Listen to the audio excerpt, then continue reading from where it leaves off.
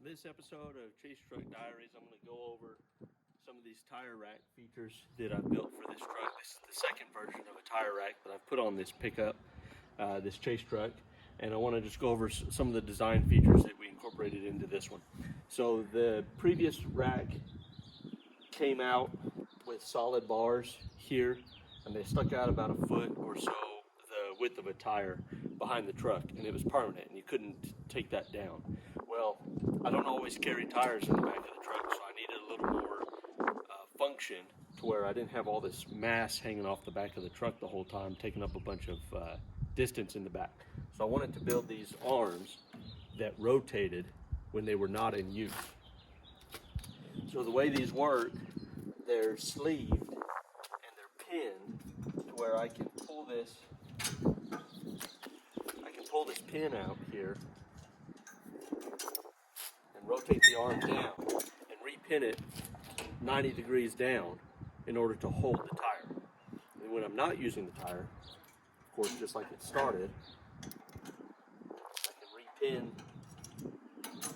the arm vertically and stow it away, and I don't have this distance hanging out the back of the truck. I don't have my straps hanging off of it or anything like that. I also built a different latch mechanism on these, whereas on the previous ones I just had a pull pin with a clip on the bottom to hold the pin in place. I wanted something a little more permanent, so these came from Rough Stuff Specialties, and I welded these in, and they will automatically drop down. They don't lock in the down position, which I think would be kind of neat, a neat function if you could rotate it and lock it down, but they do lock in the up position so that you can swing the door back and forth without any issues. This allows me full access to the bed of the truck without any issue, and I can swing the gates out to load tires on the outside or whatever I need to do, and however I need to do it. So the racks themselves stay permanent on the truck, but I can fold the arms up so that they're out of the way, nice and sleek in the back, and I don't have to worry about them falling down because they're pinned into place. So this one, as you can see, is already down in the tire loading position, and I have my strap wrapped around it. One thing that I may do in the future is put some hooks on these to make them easier. For some reason I ordered a wraparound, and I'm not sure why I did that, knowing that this wasn't going to be permanent. So in order to take it off, you have to unwrap it from the double clip, the double D ring here. I may put clips on that in the future. So I'll load a tire and I'll strap it in, and I'll show you how that works.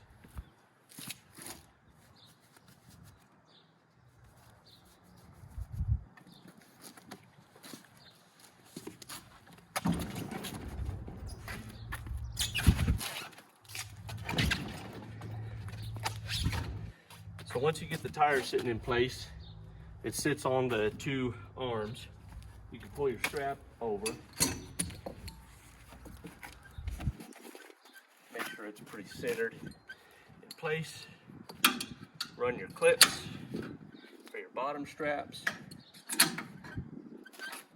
Take out your slack. Make sure your clips are flat.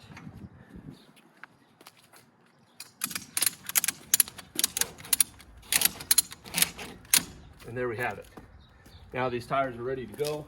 This can accommodate pretty much any size tire. If you know you're going to run some smaller ones or multiple sizes, you can drill multiple holes, vertical holes in the bar so that your arms can change in their width for carrying capacity. The other issue that I had with my previous racks, so I was not able to run a 40-inch tire in those racks, and when I was chasing for a trophy truck team, I needed to carry 40s for their spares, and it aggravated me that I couldn't use my racks. So I got rid of those racks, I gave them to a friend of mine, and I built these. These will take any size tire that I want to put on here, so long as they don't interfere with each other.